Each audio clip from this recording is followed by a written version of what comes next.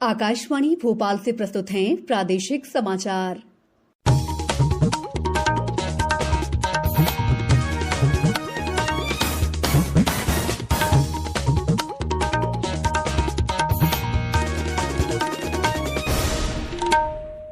नमस्कार, समाचारों के साथ मैं दीपा सिंह। पहले एक अपील।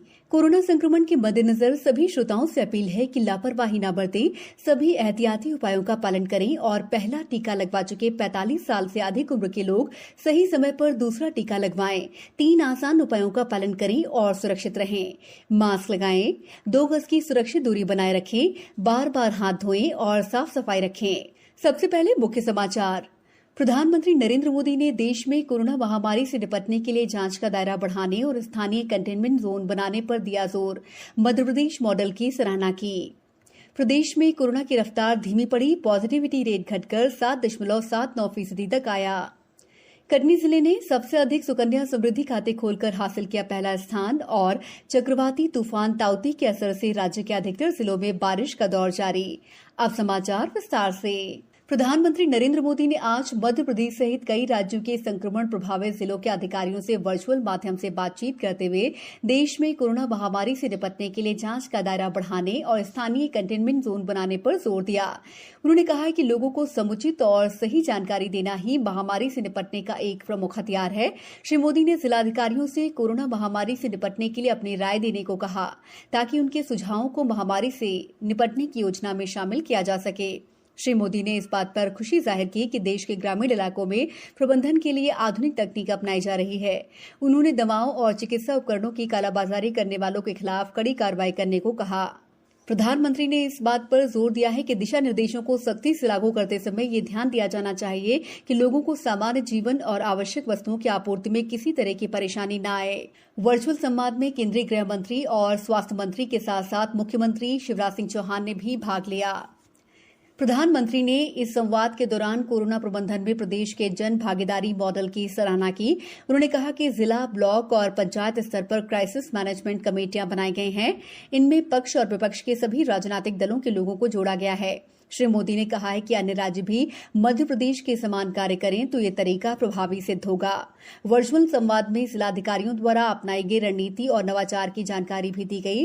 प्रदेश की ओर से इंदौर कलेक्टर मनीष सिंह ने इंदौर में अपनाई गई रणनीति, जन सहभागिता के लिए किए गए प्रयासों, स्वास्थ्य सुविधाओं की तैयारियों और आपूर्ति श्रृंखला की दिशा में किए गए कार्यों की जानकारी दी।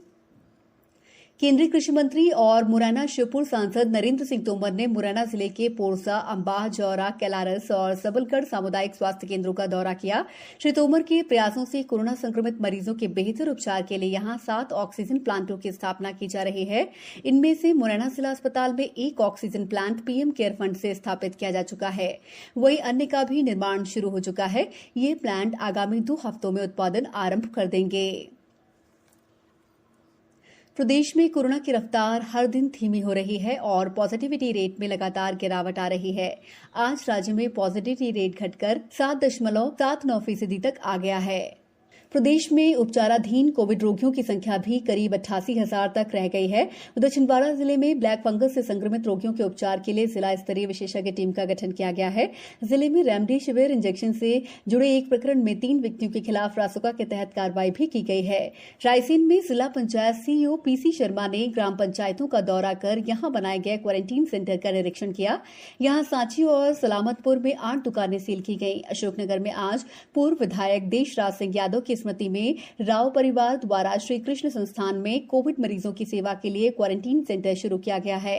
खंडवा में कोरोना कर्फ्यू के दौरान बाजारों में अनावश्यक रूप से घूमने वालों और बिना अनुमति के दुकानें खोलने वाले दुकानदारों के विरुद्ध सख्त कार्रवाई के निर्देश दिए गए हैं। इंदौर जिले में आयुष्मान भारत मध्य प्रदेश निरामयम योजना के अंतर्गत अब तक कोरोना संक्रमित 1055 लोगों का निःशुल्क इलाज किया जा चुका है।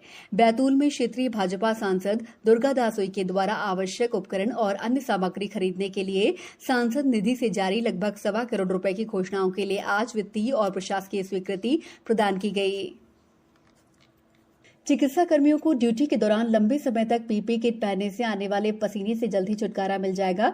पुणे के एक स्टार्टअप द्वारा पीपीई किट के लिए विकसित किफायती वेंटिलेशन सिस्टम पीपीई किट पहनने वालों को पसीने से छुटकारा दिला सकता है। इसके लिए परंपरागत पीपीई किट में थोड़े बदलाव के साथ वेंटिलेशन सिस्टम लगाया जाएगा। मुख्यमंत्री शिवराज सिंह चौहान ने आज वीडियो कॉन्फ्रेंसिंग के माध्यम से प्रदेश के विभिन्न जिलों में नवनियुक्त नर्सों को संबोधित करते हुए कहा कि कोरोना जैसी वैश्विक महामारी के समय ये पीड़ित मानवता की सेवा का महान अवसर है। आपको सिस्टर के धर्म का पूरा निर्वाह करना है। प्रदेश में 1015 नर्सों की नियुक्ति की गई है। श्री चौहान ने कहा कि आप अपनी सेवा से मरीजों में नव जीवन का संचार करें। समाचारों में वक्त है ब्रेक का। कोविड-19 से बचाव और सुरक्षित रहने के 3 उपाय। मास्क लगाएं, 2 गज दूरी है जरूरी, सुरक्षित दूरी रखें, हाथ और मुंह साफ रखें। ब्रेक के बाद समाचारों में आपका एक बार फिर स्वागत है। कटनी जिले ने वित्तीय वर्ष 2020-21 में सबसे अधिक सुकन्या खाते खोलकर प्रदेश में प्रथम स्थान हासिल किया है। जिले में 31,904 बेटियों के नाम से सुकन्या समृद्धि योजना के खाते खोले गए हैं। महिला और बाल विकास विभाग में जिला कार्यक्रम अधिकारी नयन सिंह ने बताया कि खास बात ये रही कि 1,856 ऐसी बालिकाओं के पैसे विभाग के अधिकारियों और कर्मचारियों ने स्वेच्छा से अपनी ओर से जमा किए, जिनके अभिभावक के पास पैसे नहीं थे। केंद्र सरकार ने दिल्ली उच्च न्यायालय से कहा है कि वो व्हाट्सएप की नई निजता नीति को भारतीय सूचना प्रौद्योगिकी कानून और नियमों का उल्लंघन मानता है। सरकार ने सोशल मीडिया प्लेटफॉर्म से ये स्पष्ट करने को कहा है कि उनकी नई नीति भारतीय आईटी नियमों के अनुरूप है। व्हाट्सएप के अनुसार ये नई नीति 15 मई से लागू हो गई है। केंद्रीय जनजातीय कार्य मंत्रालय और माइक्रोसॉफ्ट ने एकलव्य आदर्श आवासीय विद्यालयों और आश्रम स्कूलों जैसे जनजातीय विद्यालयों में डिजिटल बदलाव के लिए एक समझौते पर हस्ताक्षर किए हैं। इस समझौते से आर्टिफिशियल इंटेलिजेंस समेत अगली पीढ़ी की डिजिटल प्रौद्योगिकी पर शिक्षकों और विद्यार्थियों को प्रशिक्षित किया जाएगा। सीहोर में कोरोना संक्रमण के बाद भी जिला प्रशासन द्वारा युवाओं को नौकरी से जोड़ने का काम किया जा रहा है। मध्य प्रदेश राज्य ग्रामीण आजीविका मिशन के माध्यम से DDUGKY योजना के अंतर्गत 12 युवतियों को हाल ही में 18,000 रुपए के मासिक वेतन पर ट्राइडेंट कंपनी बुधनी में रोजगार मिल गया है। वहीं जिले के आष्टा जनपद पंचायत की ग्राम पंचायत मैना में मनरेगा योजना के अंतर्गत 2,30,000 रुपए की लागत से ठोस अपशिष्ट प्रबंधन के लिए विभिन्न निर्माण कार्य किए जा रहे हैं, जिनमें 26 श्रमिकों को रोजगार का अवसर मिला है। अति भीषण चक्रवाती तूफान ताउते के आज राजस्थान के दक्षिण पश्चिमी भागों में पहुंचने की संभावना है। इससे पहले कल ये गुजरात तट से टकराने के बाद कमजोर पड़ गया है। इसके असर से प्रदेश के अधिकतर जिलों में बादल छाए हैं और बारिश हो रही है। पन्ना, छिंदवाड़ा, होशंगाबाद, उमरिया, सतना सहित विभिन्न जिलों से हमारे संवाददाताओं ने खबर दी है कि वहां रुक रुक कर बारिश का दौर जारी है। अब कुछ समाचार संक्षेप में। नीमच जिला अस्पताल के NCD क्लिनिक सहित जिले के हेल्थ और वेलनेस सेंटर पर विश्व हाइपरटेंशन दिवस आयोजित किया गया। खंडवा में कृषि विभाग ने सभी बीज विक्रेताओं से अपील की है कि संकर बीटी कपास की जिन किस्मों को GAC द्वारा प्रदेश में विक्रय की अनुमति प्रदान की गई है, उन्हीं बीजों को किसानों को विक्रय करें। राष्ट्रीय आधुनिक कला संग्रहालय ने आज अंतर्राष्ट्रीय संग्रहालय दिवस के अवसर पर ऑडियो विजुअल गाइड ऐप की शुरुआत की। इंदौर स्थित भारतीय सोयाबीन अनुसंधान केंद्र में टिकाऊ कृषि और मृदा स्वास्थ्य के लिए संतुलित और समन्वित पोषक तत्व प्रबंधन शीर्षक पर वेबिनार का आयोजन किया गया। बुलेटिन के अंत में आप सभी से एक अपील, मास्क और 2 गज की दूरी, हाथ धोना भी है जरूरी। नमस्कार।